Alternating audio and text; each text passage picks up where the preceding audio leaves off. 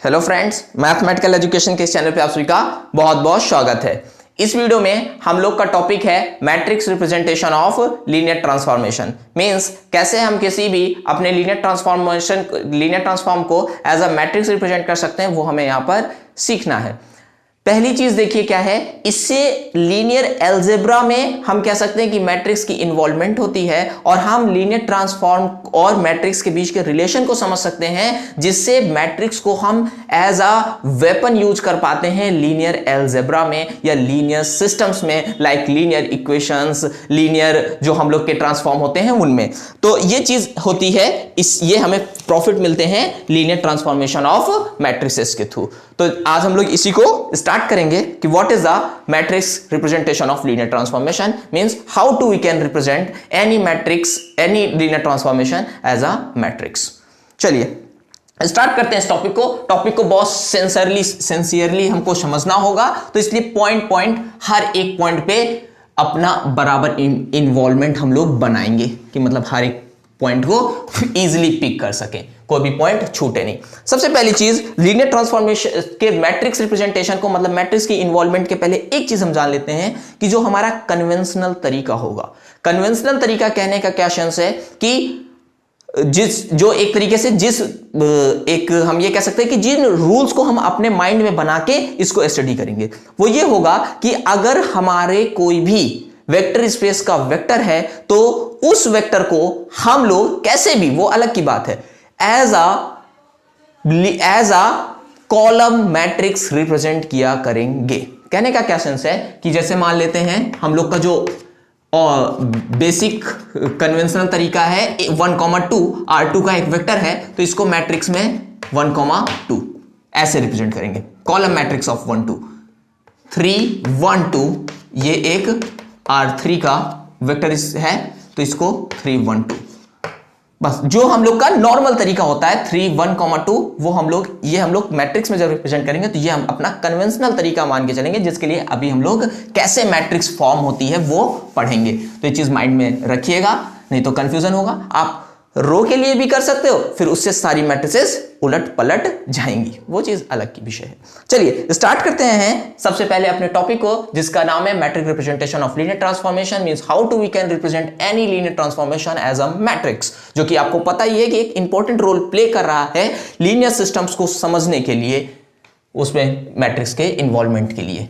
देखिए, अगर एक ट्रांसफॉर्मेशन T है from vector space V to W, where V and W are fields are vector spaces over same field F, मतलब F हमारी एक field है जिसके ऊपर V और W दो वेक्टर स्पेसेस हैं। T एक लीनियर ट्रांसफॉर्मेशन है जो V के वेक्टर्स को अपने अंदर लेता है और W के वेक्टर्स देता है। इतनी चीजें यहां पर थ्योरेटिकली लिखी हुई हैं, सिर्फ एक लाइन में सिंबॉलिकली, कि T is a linear transformation from a vector space V to W, where V and W are vector spaces over same field F। Clear? Consider करके चलते हैं कि V is a n dimensional vector space, and W is a m dimensional vector space, मतलब W m dimensional vector space है और V n dimensional एक vector space है। Simple सी चीज। आगे बढ़ते हैं और समझते हैं कि हमारे पास V वेक्टर स्पेस की एक बेसिस है। बेसिस किस वेक्टर स्पेस की? V की, जो है EV, और इसमें एलिमेंट हैं V1 V2 and so on Vn, क्योंकि ये n डायमेंशनल वेक्टर स्पेस है तो ये इसमें n एलिमेंट्स होंगे। और एक और बेसिस है जो कि W वेक्टर स्पेस की है, EW, W1 W2 WM। समझ आ गया सिंपली? अच्छा, व्हाट इज अ बेसिस? किसी भी वेक्टर स्पेस की बेसिस क्या होती है? तो हम लोग जानते हैं कि देखिए, इसको अभी हम लोग पूरा टॉपिक तो समझ चुके हैं बेसिस, लेकिन एक बार ज्योमेट्रिकली थोड़ा सा हम सोच रहे थे कि रिलेट कर पाते, क्योंकि काफी कमेंट आते हैं कि कैसे इसको समझा जा सकता है। तो एक बिल्कुल इजी वीडियो जहां पर हम लोग बिल्कुल भी लैंग्वेज का यूज नहीं करेंगे, सिंपली सिर्फ और सिर्फ रिप्रेजेंटेशंस का यूज करेंगे, लेकिन वो बाद में आएगी। आज अपने यूज भर का बेसिस समझ लेते हैं कि basis is the set of some vectors from v, मतलब अगर v की बेसिस है तो ये बेसिस होगी v के कुछ वेक्टर्स का सेट, which are, मतलब जो कि whose are लीनियरली इंडिपेंडेंट, मतलब ये वेक्टर्स लीनियरली इंडिपेंडेंट होंगे, and these vectors can span और जनरेट होल v।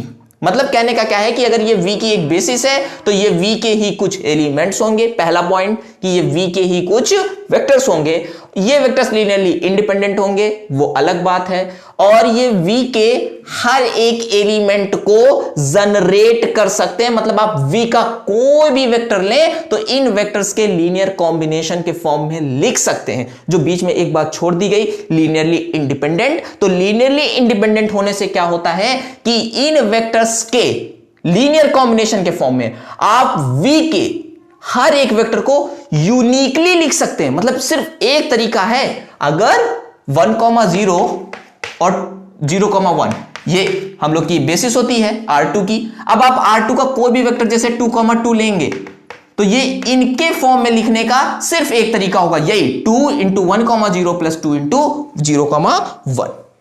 ठीक है, तो ये बेसिस का सेंस होता है। सिंपली कोई वन लैंग्वेज पूछे तो basis is the set of some vectors which can be uniquely generate the every element of whole vector space. ये वेक्टर स्पेस के सभी वेक्टर्स को यूनिकली जनरेट कर सकता है, मतलब हम अपने वेक्टर स्पेस के सभी एलिमेंट्स को इनके लीनियर कॉम्बिनेशन के फॉर्म में एक तरीके से लिख सकते हैं। तो इनके लीनियर कॉम्बिनेशन के रूप में हम v के सारे एलिमेंट्स लिख सकते हैं, इनके लीनियर कॉम्बिनेशन के फॉर्म में हम w के सारे एलिमेंट्स लिख सकते हैं।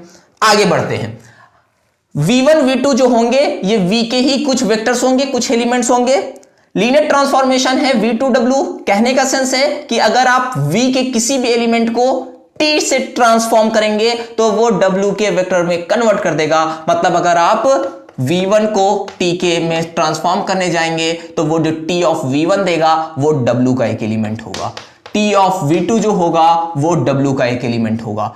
तो सिंपल सी चीज है, ये w के वेक्टर्स होंगे, ये w का एक बेसिस है, तो मतलब आप w के हर एक वेक्टर को इन बेसिसेस के लीनियर कॉम्बिनेशन के फॉर्म में लिख सकते हैं। तो ये भी अगर w के एलिमेंट हैं तो इनको भी हम इनके लीनियर कॉम्बिनेशन के फॉर्म में यूनिकली कोई ना कोई एक तरीके से लिख सकते हैं। तो मतलब क्या है कि हम tv1 को ऐसे भी लिख सकते हैं, ये भी सही है, a11 w1 plus a12 w2 a1m wm। आगे बात समझ में, tvt को a से भी लिख सकते हैं, linear combination of these vectors a21 a11 a12 क्या होते हैं, दीज आर सम स्केलर्स, मतलब these are some elements from f, ये f से कुछ एलिमेंट्स हैं। आगे बात समझ में, इसी तरह ये भी f के कुछ एलिमेंट हैं, w2 है, w1 a22 w2 a2m wm। बहुत अच्छी आवाज हो रही थी इसलिए कई बार किया। t ऑफ vn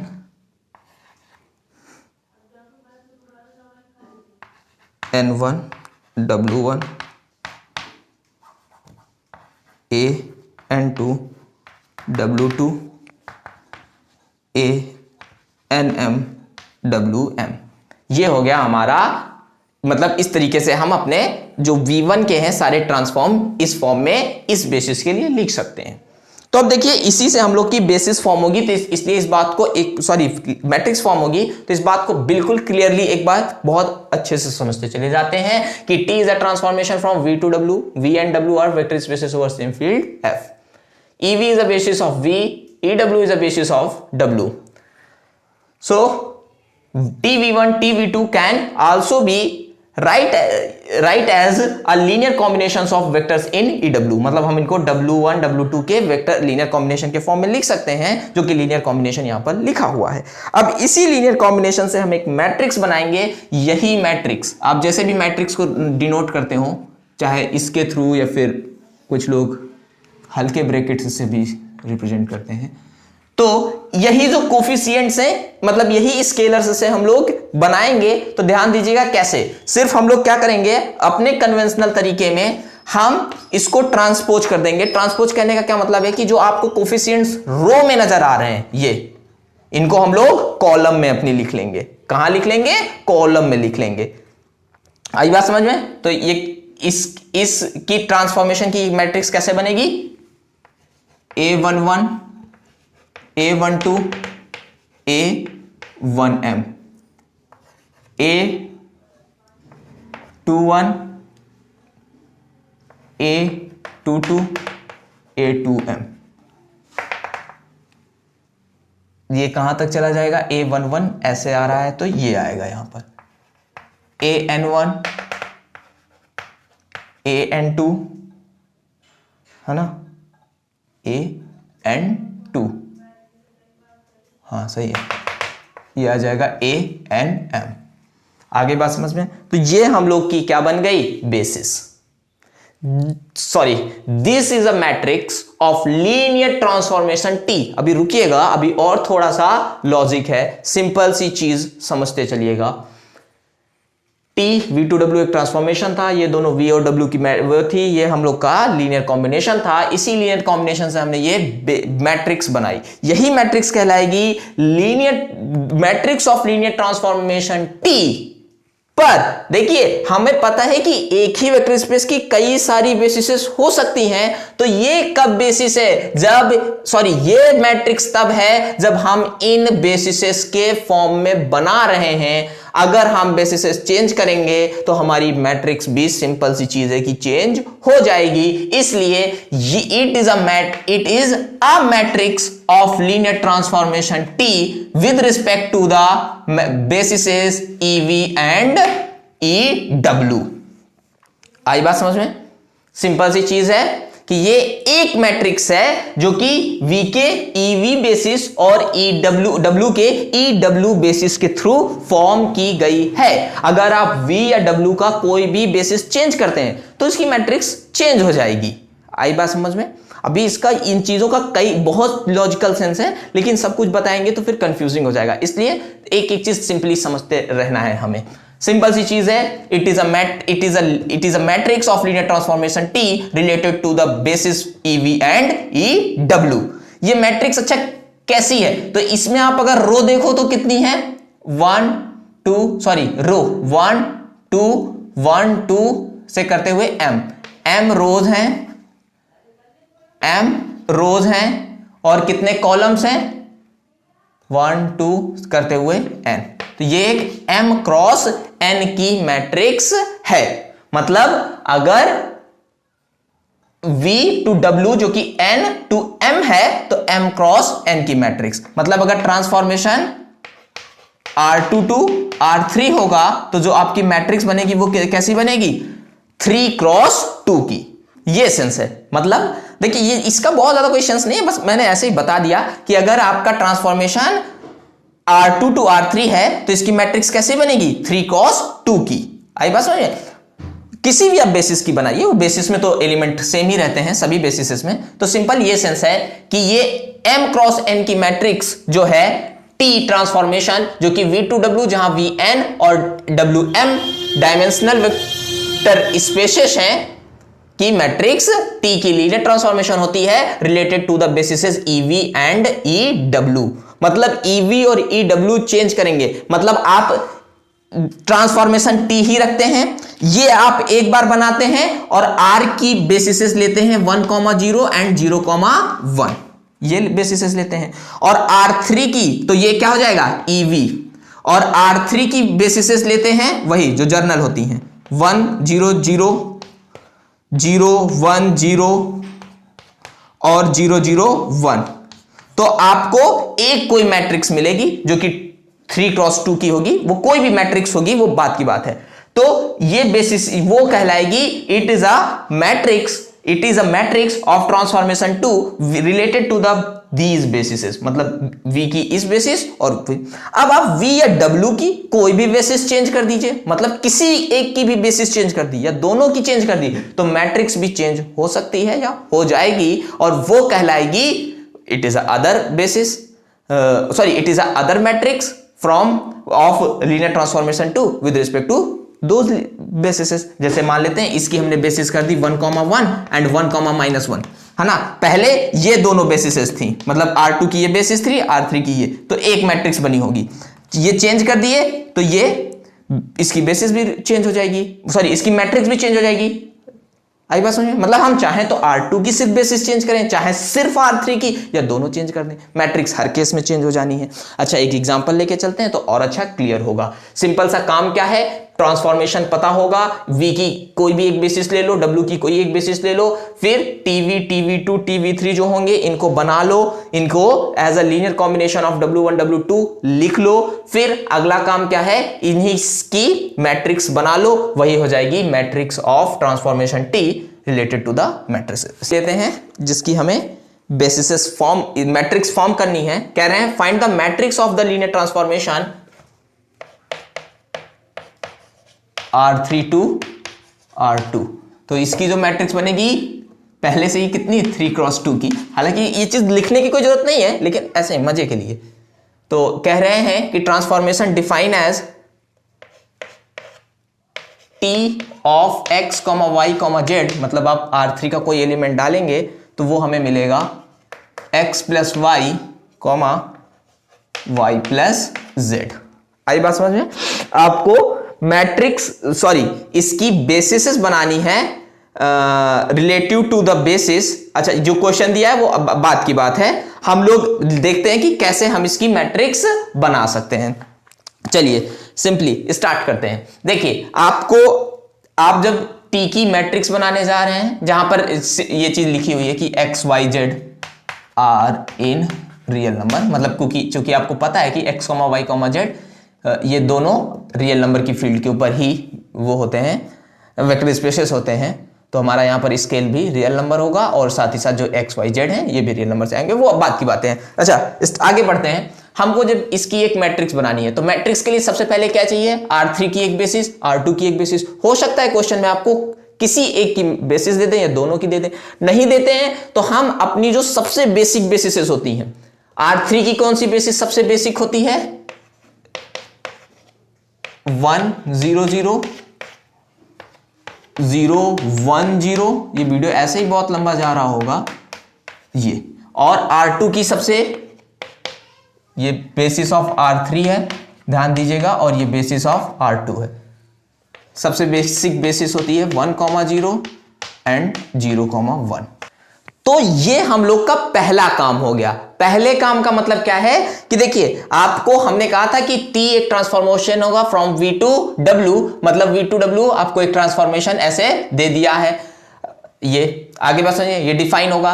फिर हमने दूसरी चीज कहा था कि आपके पास V की एक बेसिस होनी चाहिए और W की, वो हम लोग ने ले ली है। E3 है R3 की एक बेसिस और E2 है R2 की एक बेसिस। अगला काम हम लोग का क्या होता था, आगे बढ़ते हैं और यहीं से ध्यान दीजिएगा, समझिए। हमने क्या कहा था कि जब हम लोग E2 और E3 बेसिसेस के फॉर्म में अपनी मैट्रिक्स फॉर्म कर रहे होंगे तो कैसे बनाएंगे। देखिए अगला काम आपका क्या है, ये आपके R3 मतलब V की एक बेसिस है और ये आपके R2 की एक बेसिस है, मतलब W की एक बेसिस है। तो आपका अगला काम होता था कि जो B की बेसिस है, मतलब यहां पर जो है पहला वेक्टर स्पेस R3 की जो बेसिसेस हैं इनका ट्रांसफॉर्म आप निकाल लो अंडर T। तो सबसे पहला काम, जो बेसिसेस हैं कौन कौन सी, 1 0 0 0 1 0। अच्छा यहां तो छोटी मैट्रिक्स बनेगी ना, तो कोई जरूरत नहीं पड़ेगी। 0 0 1, इनकी सबसे पहले ट्रांसफॉर्म निकाल लो अंडर T। तो 1 0 0 का ट्रांसफॉर्म क्या होगा, तो x y z का ट्रांसफॉर्म में x plus y, y plus z. 1 0 0 मतलब x की वैल्यू 1, y की 0, z की 0, 1 प्लस 0 1, 0 प्लस 0 0। आई बात समझ में, 0 1 0 की निकाल लो, तो 0 1 0, 0 प्लस 1, 1 प्लस 0 1 1, 0 प्लस 0 0 प्लस 1 0, 1। अब ये देखिए ये लीनियर ट्रांसफॉर्म आ गए किसके, R3 की बेसिसेस के। इनको आपको क्या करना है, ये देखो R2 के एलिमेंट्स आ गए ना। अब इनको आपको जो ये R2 की बेसिसेस दी हैं इनके एज अ लीनियर कॉम्बिनेशन लिख लेना है। कैसे लिखेंगे? तो जैसे इसको कैसे लिख सकते हैं? तो 1 इंटू 1,0 प्लस 0 इंटू 0,1। इसको इसमें दोनों की जरूरत पड़ेगी, 1 0 प्लस 1 0,1। इसको पहले वाले की कोई जरूरत नहीं, दूसरे वाले की बहुत जरूरत है। तो देखिए आपने जो भी हमारी R3 की बेसिसेस थी, मतलब W की जो भी V की जितनी भी बेसिसेस थी उन सभी को ट्रांसफॉर्म किया और अब V की जो गिवन बेसिसेस थी उनके एज अ लीनियर कॉम्बिनेशन लिख लिया है, उनके एज अ लीनियर कॉम्बिनेशन लिख लिया है। अब इसी में जो लीनियर कॉम्बिनेशन के वो होंगे कोफिशिएंट्स वही हमारे बनाएंगे क्या, और ये क्या होंगे? स्केलर्स, मतलब R के एलिमेंट। आई बात समझे कि नहीं? यही बनाएंगे हमारी मैट्रिक्स ऑफ T। फिर से समझिएगा कैसे इसको हम कहते हैं, the matrix of T related to the bases E3 and E2। बात समझे कि ये एक बेसिस है T की जो कि है E2 बेसिस और E3 बेसिस के रिस्पेक्ट में। और ये बनी क्या है? तो बनाने का तरीका क्या था? सिंपली आप भी बताइएगा, हम भी बताएंगे। क्या तरीका था?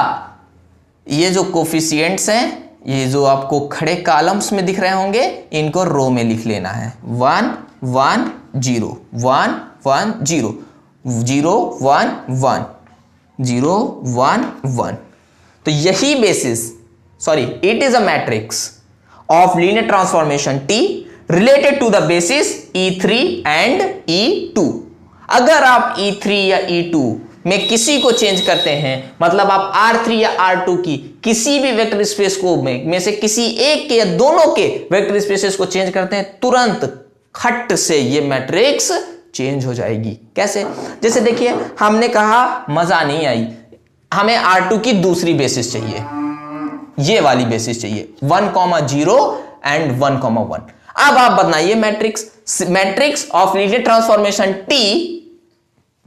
T विद रिस्पेक्ट टू या related to the basis E3 and E2 dash. ये E2 तो ये बन गई। अब देखिए कैसे चेंज होगी। काम वही है, सबसे पहले आपको जो R3 की बेसिस दी है, अगर ये चेंज हुई होती तो हमको ये भी चेंज करने पड़ते, लेकिन यहां ये चेंज नहीं हुई। तो सबसे पहले R3 की जो बेसिस है उसके ट्रांसफॉर्म निकाल लेने हैं, तो यहां तक का काम यही रहेगा। अब इन ट्रांसफॉर्म्स को इन बेसिसेस के लीनियर कॉम्बिनेशन के फॉर्म में लिखना है, तो चलिए हम लोग लिखते हैं। तो आइए लिखते हैं। अब यहां पर किसके किसके कॉम्बिनेशन के फॉर्म में लिखना है? 1,0 एंड 1,1 1,1 1,1। अब देखिए कैसे लिखेंगे, तो आइए लिखते हैं। यही चेंज होंगे और यही तो मैट्रिक्स बना रहे हैं। मिट जाओ, तुम भी चले जाओ। अब ये कैसे चेंज हुए होंगे देखिए, समझिएगा। 1,0 को लिखना है 1, तो ये तो इसमें 1 कर दो, इसमें 0। 1,1 को तो 1,1 यहां है ही, 1 कर लो, 0 कर लो। 0,1 मतलब इसकी कोई जरूरत नहीं, लेकिन ये भी गायब हो। इसमें 0 से मल्टीप्लाई नहीं कर सकते, इसमें तो 1 से ही मल्टीप्लाई करना है क्योंकि एक ही हमको फैक्टर चाहिए और वो वहीं पर है, तो उसमें तो 1 ही चाहिए। अब ये 1 हो जाएगा तो इसमें -1 से मल्टीप्लाई करना है। आगे बात समझ में?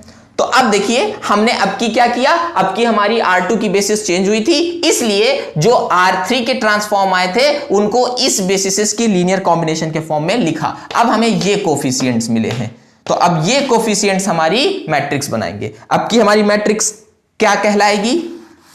अब की हमारी मैट्रिक्स कहलाएगी the matrix of transformation T with respect to the या फिर related to the basis E3 and E2 dash. पहली वाली 3 E3 एंड E2, ये भी 2x3 की ही मैट्रिक्स बनेगी। कैसे? 1 0 -1, ये एक रो, 1 0 -1 0 1 1 0 1 1। ये देखिए मैट्रिक्स चेंज हो गई ना, इससे पहले दूसरी थी, अब ये वाली मैट्रिक्स आ गई। क्यों? क्योंकि हमने R2 की बेसिस को चेंज कर दिया। सिंपल सा काम है, बहुत इजीली समझना है। आपको कोई भी ट्रांसफॉर्मेशन एक vector space to other vector space दिया होगा, जैसे यहां पर दिया था, आपको पहले के या तो वो बेसिस दिए होंगे या फिर आपको अपनी तरफ से ज्यादातर सबसे जर्नल जो बेसिसेस होती हैं वो कंसीडर कर लेने हैं। हम बहुत इजी से एग्जांपल्स भी ले रहे हैं। अच्छा, बेसिसेस पे एक सेपरेट वीडियो भी हम लोग बनाएंगे जिसमें बेसिस की एग्जैक्ट सेंस को समझने की कोशिश करेंगे, वो आ जाएगा वीडियो जल्दी से जल्दी। दोनों वेक्टर स्पेसेस की एक एक बेसिस लगेगी। फिर जो हम लोग का पहला मतलब ये R3, इसकी वेक्टर्स को ट्रांसफॉर्म कर लेंगे R2 में। जो ये ट्रांसफॉर्म बनेंगे इनको as a linear combination of given basis of R2 लिख लेंगे, R2 के बेसिसेस के लीनियर कॉम्बिनेशन के फॉर्म में लिख लेंगे। जब इनको कॉम्बिनेशन के फॉर्म में लिख लेंगे तो यही जो कोफिशिएंट्स होंगे, इन्हीं कोफिशिएंट्स की जो ये मैट्रिक्स बनेगी, it is a matrix of linear transformation T related to the basis E2 dash and E3। आज का वीडियो यहीं तक। अभी मैट्रिक्स से रिलेटेड कई चीजें हैं, कई चीजें लीनियर ट्रांसफॉर्मेशन से रिलेटेड हैं, तो वो हम लोग धीरे धीरे लाते रहेंगे। एक ही वीडियो में नहीं लाते क्योंकि वीडियो लंबा हो जाता है। और दूसरी चीज ये भी है कि कोशिश ये की जाती है कि हर टर्म को ऐसे समझा जाए कि बिल्कुल भी कंफ्यूजिंग ना बने, किसी के साथ ओवरलैप ना करे।